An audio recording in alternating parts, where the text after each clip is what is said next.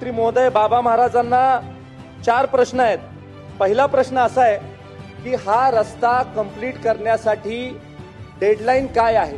कारण मागं सभागृहामध्ये असं सांगण्यात आलं होतं की ऑक्टोबरपर्यंत पुलाचं काम पूर्ण होईल, पण अजूनपर्यंत पुलाचं काम पूर्ण झालेलं नाही।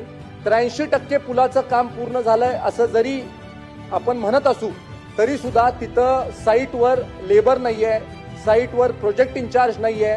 आणि अध्यक्ष महोदय, सगळ्यात महत्त्वाचं म्हणजे सर्व्हिस रोडचं सुद्धा रिपेअरचं काम कधी होणार याची सुद्धा आपल्याला डेडलाईन असणं गरजेचं आहे, कारण सर्व्हिस रोडमुळे देखील अपघात मोठ्या प्रमाणावर तिथं घडतात आहे। आणि माझी आदरणीय बाबा महाराजांना दुसरी एक विनंती आहे की आपण राज्याच्या सार्वजनिक बांधकाम खात्याच्या वतीनं अशा पद्धतीची एक शिफारस ही केंद्र सरकारकडे करणं गरजेचं आहे की जे अशा पद्धतीचे ठेकेदार आहेत, जे वेळेत काम पूर्ण करत नाहीत, जे ठेकेदार आपण राज्याने किती सूचना दिल्या तरी त्या गांभीर्यानं घेत नाहीत, याच्यावर काही कारवाई ही नॅशनल हायवे अथॉरिटी ऑफ इंडियाच्या माध्यमातून होणार का, याच्यासाठी देखील आपण शिफारस करणार आहे का, हे देखील आदरणीय मंत्री महोदयांना इथं सांगणं गरजेचं आहे। मला सभागृहाच्या द्वारे आदरणीय मंत्री महोदयांना एवढंच म्हणायचंय की बाबा महाराज, तुमची करडी नजर या ठेकेदारावर जर का पडली तर बाबा महाराज हे काम लवकर पूर्ण होईल, याच्याबद्दल आपण